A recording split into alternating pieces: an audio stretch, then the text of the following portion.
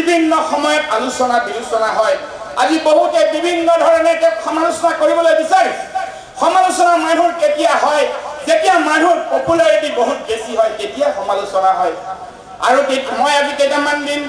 লক্ষ্য কৰি আছো যিদৰে তাৰ সমালোচনা স্থানটো হৈ আহিছে কিমানে যেন অসমত জনপ্ৰিয়তাৰ শিখৰ তেওঁ উচ্চ মানদণ্ডলৈ তেওঁ যাবলৈ ধৰিছে আজি অসম প্ৰদেশ কংগ্ৰেছ কমিটিৰ প্ৰত্যেকজন সদস্যই শপত বাক্য ল'ব লাগিব আজি আমাৰ প্ৰত্যেকে গ্ৰাছৰুট লেভেললৈকে অনাগত ভৱিষ্যতত ভাৰতীয় জাতীয় কংগ্ৰেছত পুৰা গ্ৰুপিজমৰ পৰা বাহিৰ কৰি কোনো হেৰিৰ পৰা বাহিৰ কৰি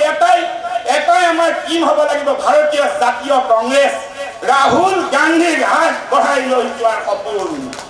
ৰাহুল গান্ধীক নৰেন্দ্ৰ মোদী ডাঙৰীয়াৰ ঠাইত প্ৰধানমন্ত্ৰী কৰি ভাৰতবৰ্ষক আগুৱাই লৈ যোৱাৰ সপোন আৰু এই সপোনত আমাক দিক নিৰ্ণায়ক হিচাপে কোনে থিয় দিব গৌৰৱ গগৈ ডাঙৰীয়াই থিয় দিব আজি আমাৰ হাতত বহুত বেছি দিন নাই অহা এপ্ৰিল মাহত বিধানসভাৰ নিৰ্বাচন আহি আছে আজি আমাৰ সভাপতিয়ে দায়িত্বভাৰ গ্ৰহণ কৰিছে সভাপতিজনৰ লগত থাকি হাতে হাত মিলাই সকলোৱে এক হৈ আমি ভাৰতীয় জাতীয় কংগ্ৰেছক শক্তিশালী কৰিব লাগিব কোৱা সময়ত যিসকলে ভাৰতীয় জাতীয় কংগ্ৰেছৰ কাৰণে ত্যাগ স্বীকাৰ কৰিছে তেওঁলোকক ল'ব লাগিব নৱ প্ৰজন্মৰ যিসকল ওলাই আহিছে আমি তেওঁলোককো ল'ব লাগিব সকলোকে লগত লৈ ভাৰতীয় জাতীয় কংগ্ৰেছক এক শক্তিশালী শিখৰত আগুৱাই লৈ যোৱাৰ কাৰণে গৌৰৱ গগৈ নেতৃত্বত ভাৰতীয় জাতীয় কংগ্ৰেছে অনাগত সময়ত শদিয়াৰ পৰা ধুবুৰীলৈকে অসমৰ 126টা সমষ্টিতে অসমৰ 14টা লোকসভা সমষ্টিতে সকলো ঠাইত দপদপাই উঠিব আজি সকলোৰে মুখবোৰ চাই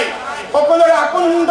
আহ্বানেৰে যিদৰে মঞ্চৰ পৰা সকলোৱে চাই আছে যে এটা বাৰ্তা লৈ তেওঁলোক ঘূৰি যাব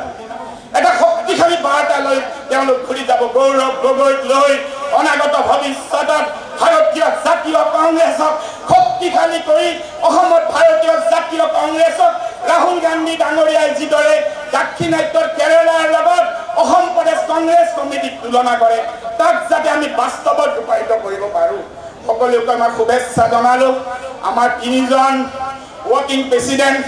তেওঁলোক মোৰ বন্ধুবৰ হয় তেওঁলোকে বিধায়ক হিচাপে আমি একেলগে কাম কৰি আছোঁ তেওঁলোককো নিৰ্বাচিত কৰাৰ কাৰণে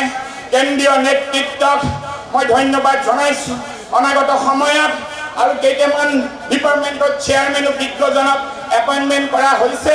অনাগত সময়ত মোৰ বিশ্বাস আছে ভাৰতীয় জাতীয় কংগ্ৰেছৰ এক নৱ আৰু স্বৰ্ণীল যাত্ৰা আজিৰ পৰা আৰম্ভ হ'ব গৌৰৱ গগৈ নেতৃত্বত এক স্বৰ্ণীল যাত্ৰা আৰম্ভ হ'ব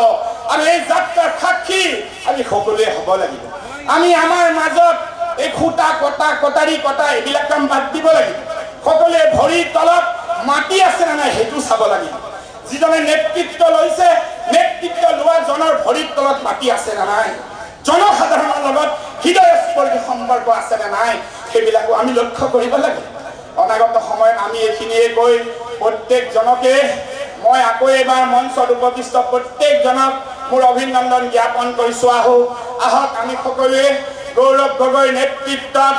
শক্তিশালীভাৱে পণ লওঁ বিধানসভাৰ ভিতৰে বাহিৰে আমি লিডাৰ অফ দ্য অপজিশ্যনৰ নেতৃত্বত আমি যুদ্ধ কৰি আছোঁ আৰু আজি কেইটামান দিনত আপোনালোকে নিজে অনুভৱ কৰিছে যে ভাৰতীয় জাতীয় কংগ্ৰেছৰ মাপদণ্ডডাল কেইটামান দিনত কিদৰে ৰূপৰেখা আগবাঢ়ি গৈছে ইয়াক আমি আগুৱাই লৈ যাব লাগিব